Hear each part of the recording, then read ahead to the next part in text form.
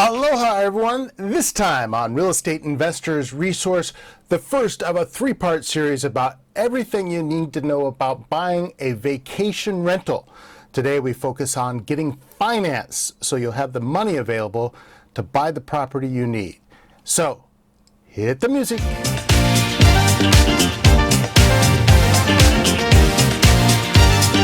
everyone, I'm Paul Aker, real estate investor, realtor, inactive attorney, real estate author, you name it. I've got all kinds of real estate information for you, and I'm here to help you profit from my expert knowledge. And my usual disclosure here, as I said, I'm a realtor and I'm an inactive attorney, but I'm not your realtor and I'm certainly not your attorney, so I strongly encourage you to seek your own professional advice and do your own due diligence. The information that I provide here is for educational purposes, meaning that if you have questions about how to apply them to your particular situation, you might need to consult a professional, and I am not that professional to consult. So go find one, do your due diligence, and start making money. You'll be glad you did. Now I'm thinking about maybe doing that a little faster, you know, like in the commercials where they say, and now legal disclosure. Hi, my name is Paul Aker. I'm a realtor and an attorney. I'm not your realtor. I'm not your attorney. And you may be allergic to this information. If you are, please consult a physician immediately. I'll work on that. But you get the idea. Go find your professional if you need one. This week, I'm talking about everything you need to know if you're planning to finance your vacation rental. Now, vacation rental, short-term rental, for these purposes, interchangeable. And the thing that you need to know first off is that if it is a vacation rental or a short-term rental, the chances are very good that this is an investment property. And I know what you're saying, of course it's an investment property. All my properties are investment properties.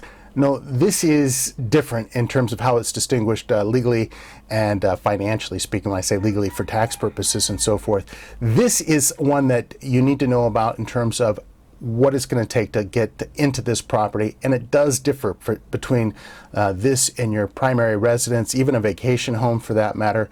The distinction here is that this is a property that you're buying for the primary purpose of generating income, and you're probably going to be staying in it less than the people that are renting it from you.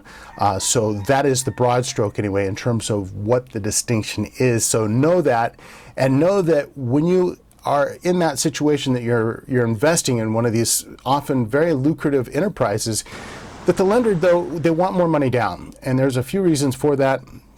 The bottom line is it's just riskier for the lender in this sort of situation. I mean, think about it. If it's your personal property and things get tough, you're going to do everything you can to make sure that your mortgage is paid so you have a place to live.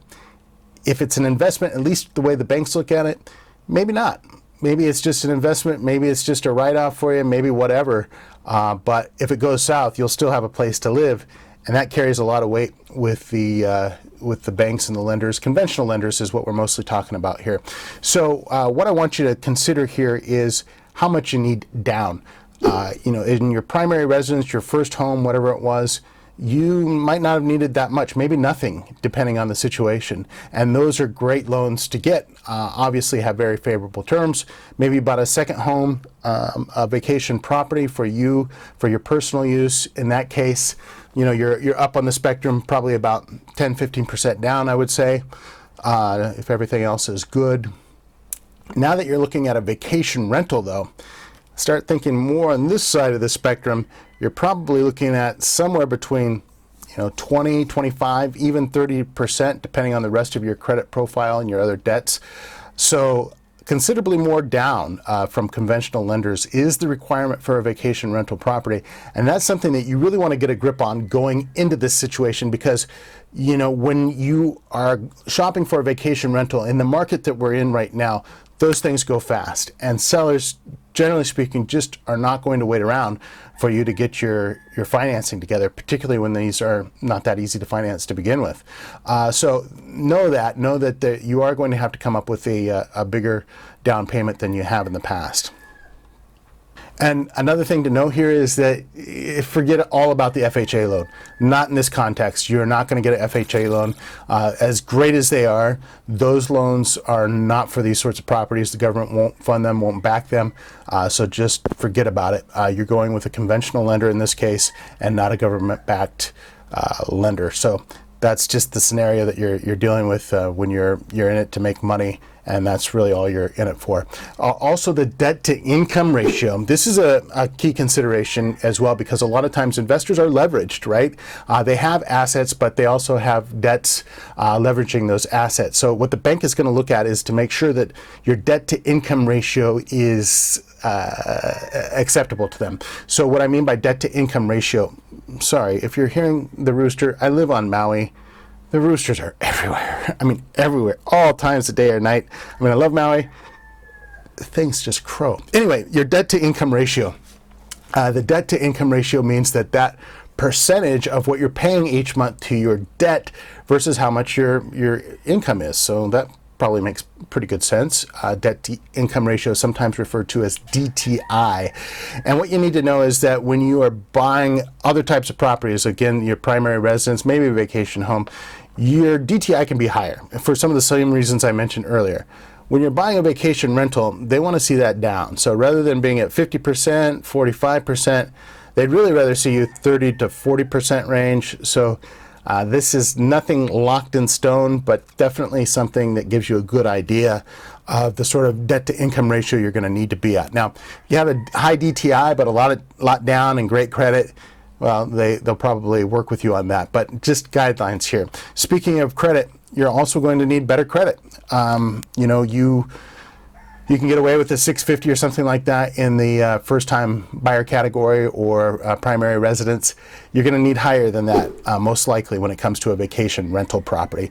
Adjust your thinking, 720, 740, maybe even higher, again, depending on the other factors. So if you haven't taken a look at your credit bureau lately, go ahead and do that. Figure out what it is your credit is and how attractive that's going to be to a lender that's considering giving you hundreds of thousands of dollars to start your investment empire. Oh, and there's one other thing here that you really do need to think about, especially if you're in the resort areas and things like that, where there are all kinds of variety of condo sorts of vacation rentals. Very common here in Hawaii.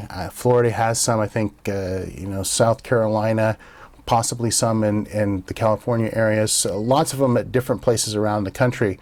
The big thing to know about those is that they can be great investments, fantastic investments, but conventional lenders oftentimes, not all of them, but the ones that I've encountered oftentimes will run away when you say condotel. And what is a condotel?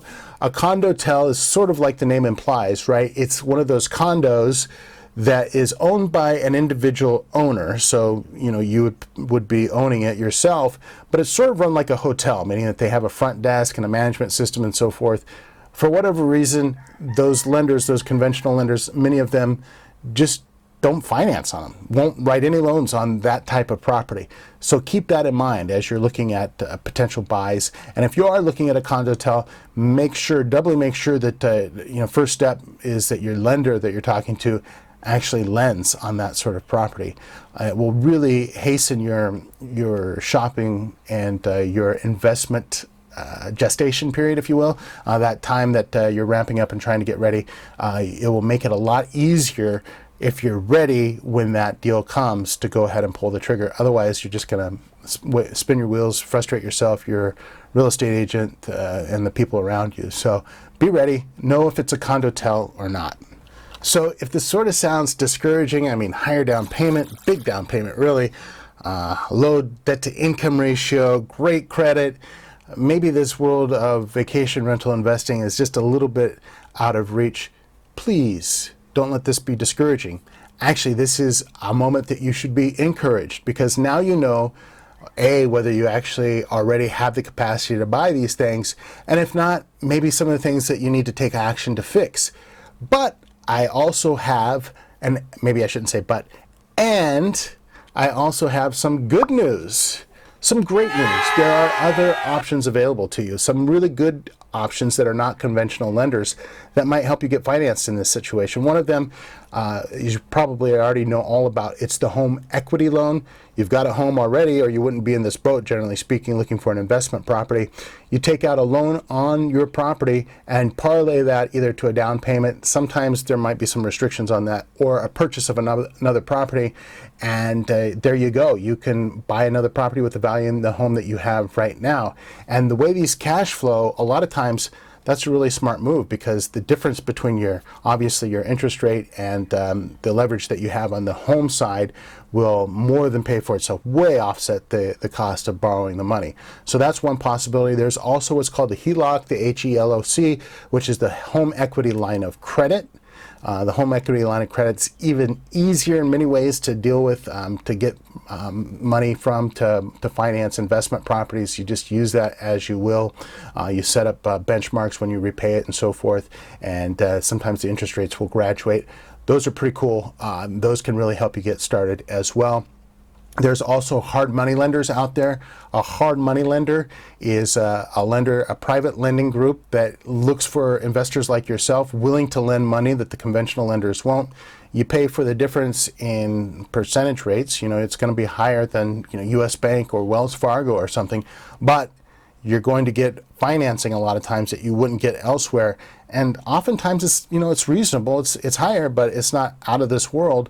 You find the right person with the portfolio or group with the portfolio looking for your kind of property investments, and you might do well there. And then finally, almost the holy grail in some senses is to find that so great but elusive, right now in this market, elusive owner carry situation. That is where the owner owns the property, is willing to write the paper, or carry the paper, as they say in the real estate industry, meaning that they will actually act as your lender. So they will hold the loan, you will repay them. If you make your payments, great, you get to keep the property at the end, or you can pay it off early. If you don't, well, you basically rented the property. The owner keeps the property at the end, and that's it. So that assumes that you'll find somebody that doesn't necessarily need the cash right now, all of it anyway, and is willing to wait it out. Those, frankly, are a lot more available when times are a little harder, when sales are not so easy. But they are out there. I have seen them. I have encountered those people that are writing those right now. So you just got to look around. Just have to have a realtor really that's on your team, really willing to dig in and find that person for you. And that can work out really, really well. Oh, and also, if you're wondering about all this, well, you probably have a hint because it's on your screen. That's right. Drop the down. Some creative ways to get financed with $7,000 or less. The title of the book is Drop the Down: How to Start Your Real Estate Empire with $7,000 or Less. And these are some great techniques. The book is an easy read. It's written so well by a really smart, handsome, good-looking, youngish, thin. Okay, the author is me, so maybe not all of that is true, but it is a very good book. Great reviews. I have an audiobook version as well. If you want a copy, just let me know. I'll get you a free copy of the audiobook version while supplies last. So this is February 16th, 2022. Just drop me a message or whatever, and I will hook you up with a free copy while I have several of those left. And it's really good. It's Drop the Down. It will teach you how to look at some of these creative financing methods and take a little more in-depth approach there. Also, this is the time to tell you, if you like this page, if you like any of the information, or if you just want to do some charity work, do all those things you hear the other two YouTubers say. Go to like, go to subscribe, hit the smash, do the bomb, do. I need your help. That supports this page, gets the word out, helps me justify the time that I take to make these videos, so go ahead and do it, and I will be on your side. Trust me, if you subscribe to my page, you like my page, and you have questions, you need help, I'm going to be here for you. In fact, speaking of that, I have a Facebook group that's doing really well right now. Excited to invite you to it. It's called the Real Estate Investors Resource Group. There's a link there. And if you just want to know more about vacation rentals in general, I'm going to leave a book to my great selling book called Profits in Paradise, all about expert secrets for buying a vacation rental and short-term rental on Airbnb and the like. So now you got all the information to think about anyway. At least start the thinking process about buying and financing your first vacation rental property. Reach out, join the club, get involved in the community here, and there's a lot more of this information where that came from. We talk about all kinds of things, not just vacation rentals. We talk about flipping, talk about landlording, we talk about this and that, and we have fun. So join us. We'll talk to you soon. Until next time, aloha everyone.